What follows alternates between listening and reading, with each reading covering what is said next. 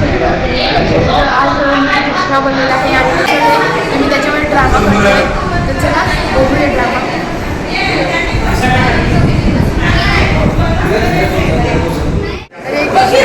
हरे कृष्णा. तुम्ही पाहू शकता अथर्व किती गोड दिसतोय. अति छान असा कृष्णा कान्हा दिसतोय. बालरूपातील कृष्णा आहे. खूप सुंदर. हरे कृष्णा. हरे कृष्णा.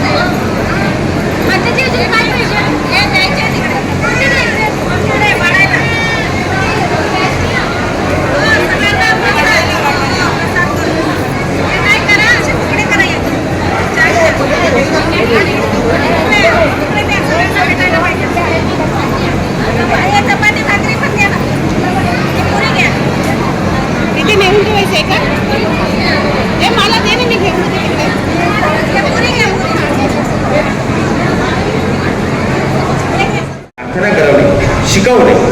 त्याचवेळी क्षत्रियांचे काम होते रक्षण करणे. त्यासाठी प्रत्येक जण आपल्या मिळकतीचा 25% भाग हा क्षत्रिय राजाकडे जमा करतो. तो आजच्या काळातला सर्व प्रकारचा टॅक्स. त्या बदल्यात राजा आपल्या प्रजेचे रक्षण करेल आणि कायदा सुव्यवस्था करेल. वैश्य हे व्यापाराचे काम करतात. अशा त्या वर्णाश्रम पद्धतीच्या काळातील ही एक कथा, गुरुकुलातील कथा ही आपल्यासमोर सादर करीत आहोत. आणि कथेचे नाव आहे खऱ्या मित्राची भेट. गुरुकुलातील प्रसंग. प्रणाम गुरुदेव. आयुष्मान भव. कसा शिष्यानो? शिष्यानो, आज आपण ईशवास्य उपनिषद मधील शांती मंत्राचं पठण करणार आहोत. ओम पूर्णमद पूर्णमिदं पूर्णमद पूर्णमिदं पूर्णात् पूर्णमुदच्यते पूर्णात् पूर्णमुदच्यते पूर्णस्य पूर्णमादाय पूर्णस्य पूर्णमादाय पूर्णमेवावशिष्यते पूर्णमेवावशिष्यते. ओम शांति शांति शांति. ओम शांती शांती शांती. बघा शिष्यानो, आपले पूर्वज ऋषीमुनी किती मोठी शिकवण देऊन आपल्याला गेले, त्याचा अंगीकार आपण केलाच पाहिजे. तर आजचा भाग पुरा आहे. आणि शिष्यांनो, मला एक गोष्ट तुम्हाला सांगायची आहे. हा नीट ध्यानपूर्वक ऐका ते. पुढच्या काही दिवसात आमच्या पिताश्रींचं वर्षश्राद्ध आहे. त्यासाठी मला हजारो जनसामान्य आणि भक्तांना भोजन देण्याची व्यवस्था करायची आहे. त्यासाठी मला बरीचशी सामग्री लागणार आहे, साहित्य लागणार आहे. तर आपण मला काय काय देऊ शकता ते जर आत्ताच सांगितलं तर मला पुढची व्यवस्था करता येईल. प्रभुजी, मी आपणास कपडे देईन. छान, गुरुजी, मी आपणास तांदूळ देईन. सुंदर, गुरुजी मी भाजीपाला व इतर साहित्य दे. खूप सुंदर, प्रभुजी, मी तेल आणि तूप देईन. खूप छान. तर सर्वांनी काही ना काही देण्याचं सांगितलं आहे. मला तू गप्प आहेस का बरं, काय बोलत नाही? तुम्हाला काय देणार आहेस ते आत्ता सांगितलं तर मला नियोजन करता येईल. गुरुजी, मी माझ्या आईला विचारून तुम्हाला उद्या कळवतो. ठीक आहे, तू आईला विचारून उद्या मला सांगशील. तर आपण आता उद्या भेटूया. हरे कृष्णा हरे कृष्णा. हॅलो. आपल्या आईला विचारणा करण्यासाठी तो गरीब विद्यार्थी की नक्की मी आपल्या गुरूंना त्यांच्या कार्यक्रमात काय वाटा द्यावा हे विचारण्यासाठी आपल्या आईला परत धावत जात तो आपल्या आईला विचारतो, आई, सर्वजण गुरुजींच्या वडिलांच्या वर्षश्राद्धासाठी त्यांना काही ना काही देत आहेत. आपण काय द्यायचे? अरे देवा, काय सांगू या तुम्हाला? मी किती गरिबी दिवस काढते. काय आहे माझ्याकडे? हे परमेश्वरा, हे कृष्णा. आई, सांग ना, कसला विचार करत आहेस? बोल ना, आपण काय द्यायचे? अरे बाळा, तुला तर माहिती आहे आपण किती गरीब आहोत. आपण कोणाला काय देणार? हां, पण एक लक्षात ठेव, कृष्ण मात्र सगळ्यांना देतात आणि देऊ शकतात. ते दीनबंधू आहेत. आपल्यासारख्या गरिबांचे ते खरे मित्र आहेत. तू त्यांच्याकडून घेऊन काहीतरी देऊ शकतो रे बाळा. माझ्याकडे तर काहीच नाही द्यायला. मग कृष्ण कुठे राहतात आणि त्यांचे नाव दीनबंधू आहे का? होय, कृष्णांचे नाव दीनबंधू आहे आणि ते आपल्यासारख्या गरिबांचे खरे मित्र आहेत. आई, मग कृष्ण कुठे राहतात?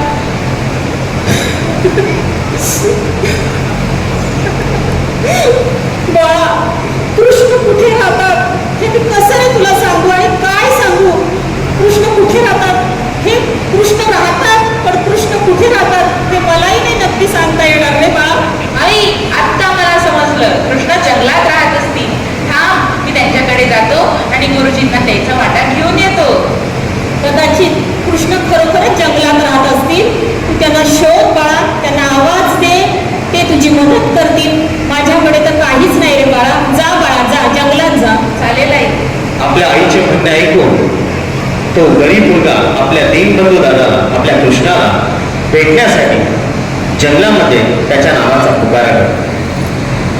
दीनबंधू दादा, दीनबंधू दादा, कुठे आहेस तू? दीनबंधू दादा, दीनबंधू दादा, कुठे आहेस तू? दीनबंधू दादा, दीनबंधू दादा, कुठे आहेस तू?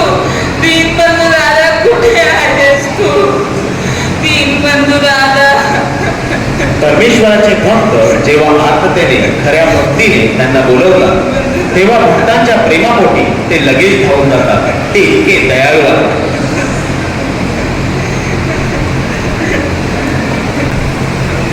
बोल बाळा, तू मला का आवाज देत आहेस? प्रणाम दीनबंधू दादा. तुला काही सांगायचे आहे का? तुला काही हवं आहे का? माझी आई म्हणते तुम्ही दीनबंधू आहात, तुम्ही सगळ्यांची मदत करतात. होय. मग मी माझ्या गुरुजींना काय द्यायचे वचन देऊ? तू त्यांना सर्व कार्यक्रमात दही पुरवण्याचे वचन दे. तू त्यांना दही पुरवले तर ते खूप आनंद होतील. चालेल दीनबंधू दादा. विद्यार्थी खुश होऊन आपल्या गुरुजींना सांगायला जातात.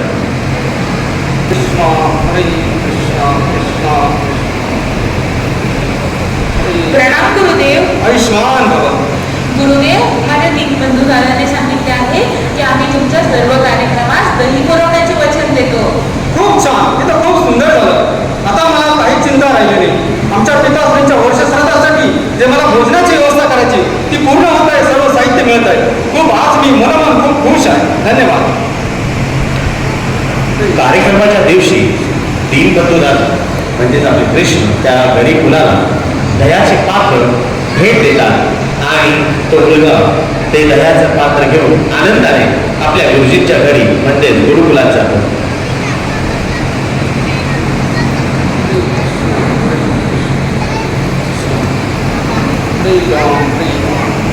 प्रणाम गुरुदेव. आयुष्मान बाबा. हे घ्या दह्याचे पात्र माझ्या बंधू दादाने दिले. हे आमच्याकडून तुमच्या कार्यक्रमाचा वाटा. हे एवढंच दही पात्र, यात एवढंच दही, हजारो लोकांना भांड्याची व्यवस्था करायची आणि हे दही पुरेसं आहे का? हे नको नका तुझं दही. कसं होणार? मोठी समस्या निर्माण झाली आहे. एवढ्या लोकांना भोजनाचं आमंत्रण दिले आणि दही नसेल तर भोजन कसं होणार? ही समस्या कशी सुटणार आता? अरे अद्भुत अद्भुत. हे का ते सर्व काही इथे पडतं आहे. दही सतत बाहेर येत आहे आणि या पात्रामध्ये सुद्धा दही पुन्हा पुन्हा येत आहे. हे साधं सुद्धा पात्र नाहीये, हे दह्याचं अक्षय पात्र आहे. हो, अक्षय पात्र, दह्याचं अक्षय पात्र, दह्याचं अक्षय पात्र, जे पुन्हा पुन्हा दही याच्यामध्ये येत आहे. अरे बाळा, मला माफ कर, रडू नकोस. मी तुला उदास राबवलं. तुझ्या दीनबंधू दादाला हे जे दही दिलं ना, ते साधं पात्र नाहीये, हे दह्याचं अक्षय पात्र आहे. याचा अर्थ हे दही कधी संपणार नाहीये. याच्यामध्ये मला जेवढं दही पाहिजे होतं ते पुरेसं दही तुझ्या दीनबंधू दादाने दिलेलं आहे. आज मी खूप खुश आहे. आपण सर्वजण भौतिक जगात वावरतो आणि या जगाचे व्यावहारिक नियम आपल्याला खरे वाटतात. भौतिक जगात 1+1 केला तर 0 राहतो, परंतु आध्यात्मिक जगात 1+1 केला तरी 1च राहतो. आणि भौतिक जगात 1+1 केले तर 2 होतात, परंतु आध्यात्मिक जगात 1+1 केले तर 11 होतात. आपल्या खऱ्या भक्ताकडे काही कमी असेल तर भगवंत त्याला कोणत्या ना कोणत्या स्वरूपात नक्कीच मदत करतात. कारण भगवद्गीतेत म्हटले आहे, सुखद सर्व भूताना. भगवंत वास्तविकमध्ये आपले खरे मित्र आहेत. आणि भगवद्गीतेत आणखी म्हटले, योग क्षेम वांगमी अहम. तुमच्याकडे जे आहे त्याचे रक्षण करतात आणि भगवंत जे तुमच्याकडे नाही त्यांचा पुरवठा करतात. म्हणजे भगवंत हे आपले खरे मित्र आहेत. त्या भगवंतावर आपण नेहमी विश्वास ठेवला पाहिजे. हरे कृष्ण.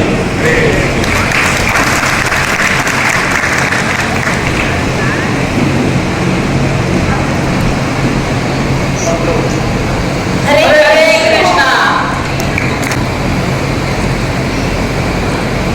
हरे कृष्ण. हरे कृष्णा.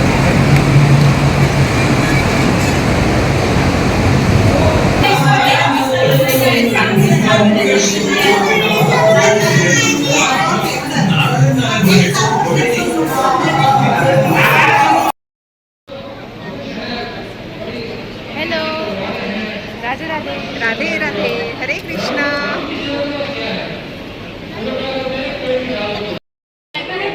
हरे कृष्णा. हरे कृष्णा.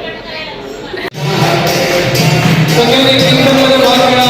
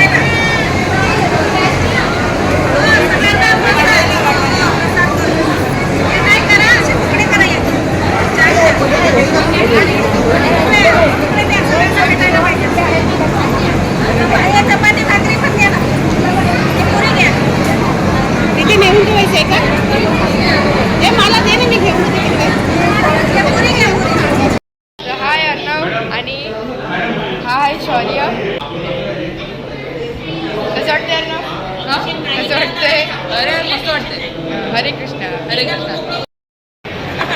ज्या प्रभूजींनी आणि माताजींनी ड्रामामध्ये भाग घेतला होता